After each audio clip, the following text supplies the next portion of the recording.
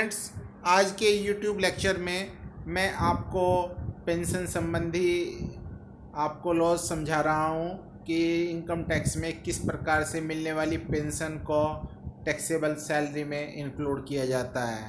Firstly, what is pension? Pension क्या होती है? आयकर अधिनियम की सेक्शन 10 सब सेक्शन 10A के अकॉर्डिंग एक कर्मचारी द्वारा सेवा से अवकाश ग्रहण करने के उपरांत मासिक या अन्य समयांतरों पर नियोक्ता से प्राप्त भुगतान ही पेंशन कहलाती है। यह वेतन की तरह ही यानी कि सैलरी की तरह ही टैक्सेबल होता है। पेंशन के रिगार्डिंग कुछ इम्पोर्टेंट लॉ हैं। फर्स्ट, यदि कर्मचारी को करमुक्त वेतन मिलता है तो उसकी विधवा को दे पेंशन भी करमुक्त होती है। सेकंड, विदेशी सरकार द्वारा भारत में सेवारत अपने कर्मचारी को पेंशन का भुगतान किया जाता है तो यह पेंशन करमुक्त है। थर्ड, विदेश में अर्जित एवं प्राप्त पेंशन अनिवासी एवं असाधारण निवासी करदाता के लिए करमुक्त है, किंतु निवासी करदाता के लिए कर योग्य है। फोर्थ, कर्मचारी द्वारा उसके परिवार के सदस्यों को संयुक्त राष्ट्र संघ से प्राप्त पेंशन कर मुक्त होती है। फिफ्थ, सशस्त्र सेनाओं में कार्यरत व्यक्तियों के परिवार के सदस्यों को उनकी मृत्यु के उपरांत प्राप्त पारिवारिक पेंशन सेक्शन 10 सब सेक्शन 19 के अकॉर्डिंग टैक्स फ्री है। 6, अन्य मामलों में कर्मचारी की मृत्यु के बाद परिवार के सदस्यों को प्राप्त पारिवारिक पेंशन अन्य साधनों से आय शीर्षक में कर योग्य एवं ऐसी पेंशन का 1/3 या 15,000 जो भी दोनों में कम हो की प्रमाणित कटौती सेक्शन 57 के अंतर्गत प्रदान की जाती है।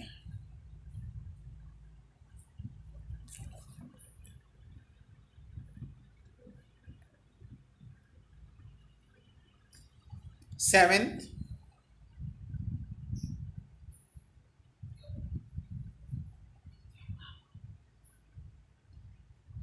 1 जनवरी 2004 को या इसके बाद कार्यभार ग्रहण करने वाले केंद्रीय सरकार के कर्मचारियों को प्राप्त पेंशन, ये पेंशन पूर्णतः कर योग्य है। 8, कर्मचारी के अवकाश ग्रहण या सेवा समाप्ति के बाद उसके जीवन काल में प्राप्त पेंशन, ये पेंशन कर योग्य होती है। एक कर्मचारी को अवकाश ग्रहण या अन्य कारणों से सेवा समाप्ति के बाद उसके जीवन काल में मिलने वाली पेंशन उपार्जित आधार पर कर योग्य होती है, भले ही यह स्वेच्छा से मिली हो अथवा किसी अनुबंध के अंतर्गत। बकाया पेंशन देय आधार पर कर योग्य है, भले ही इसका भुगतान हुआ है अथवा नहीं। पेंशन के संबंध में आयकर अधिनियम के प्रावधान निम्नलिखित हैं। फर्स्ट, समानांतर पेंशन, ऐसी पेंशन जो कि मासिक वार्षिक आधार पर प्राप्त की जाती है उसे समयांतर पेंशन कहते हैं और यह सभी कर्मचारियों के लिए वेतन की भांति वेतन शीर्षक में कर योग्य है। सेकंड, एक मुश्त पेंशन कम्यूटेड पेंशन, कुछ कर्मचारी मंथली या एनुअली पेंशन ना लेकर के वन टाइम पेंशन के ले लेते हैं, पेंशन के लिए राशि ले लेते हैं, एक बड़ी राशि जिसको हम कम्यूटेड पेंशन कहते हैं। इसके अंतर्गत एक मुश्त पेंशन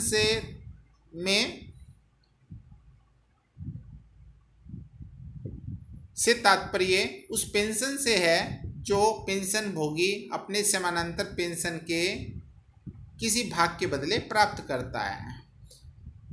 यहाँ पर एक उदाहरण लिया है। यदि कोई पेंशन भोगी अपने 10,000 रुपये प्रति माह के पेंशन का एक 1/5 भाग एक मुश्त ले लेता है, यानी कि 10,000 का 1/5 हुआ 2000।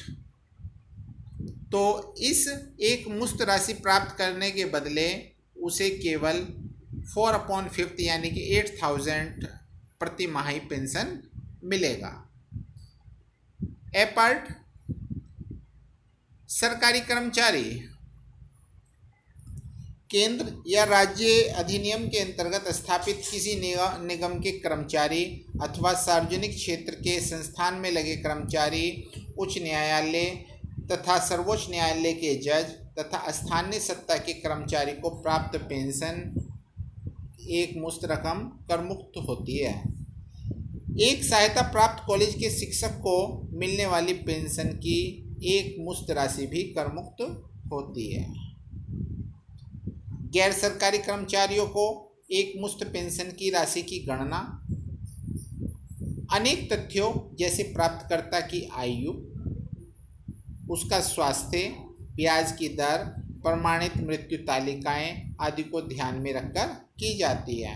इन कर्मचारियों को पेंशन के बदले एक मुश्त राशि निम्न सीमा तक कर मुक्त है। फर्स्ट,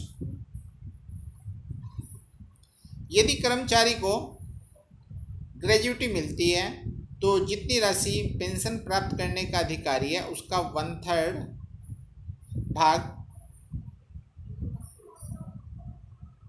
कर मुक्त होता है। यदि कर्मचारी को ग्रेजुइटी भी मिलती है तो वह जितनी पेंशन प्राप्त करने का अधिकारी है उसके 1/3 भाग को एक मुश्त राशि। सेकंड, अन्य किसी दशा में यानी कि जब पेंशन नहीं मिलती, वह जितनी राशि प्राप्त करने का अधिकारी है उसके 1/2 भाग की एक मुश्त राशि।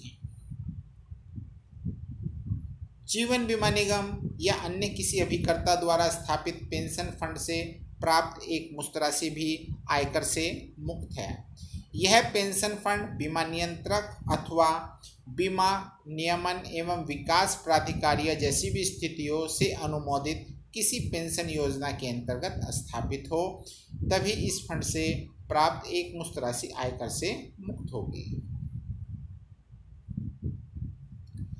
ये पेंशन को हम इस तरह से भी रिवाइज कर सकते हैं। पेंशन को हम 3 पार्ट में बांटते हैं। फर्स्ट, सामयिक अनकोमोटेड जो कि मंथली बेस या एनुअल बेस मिलता है। सेकंड, एक मुश्त कॉमोटेड और बीमाकर्ता अनुमोदित पेंशन फंड से प्राप्त राशि। जो सामयिक पेंशन होती है और बीमा फंड की होती है, ये सामयिक पेंशन कर योग्य होती है, टैक्सेबल होती है और बीमे वाली कर मुक्त होती है, ध्यान रहे। अब हम बात करते हैं एक मुश्त जो कि कॉमोटेड पेंशन है। इस कंडीशन में हमने जो कर्मचारी हैं उसको 2 पार्ट्स में बांटा है। फर्स्ट, सरकारी, अर्ध सरकारी एवं सार्वजनिक क्षेत्र के उपक्रम के कर्मचारी। जनवरी 2004 को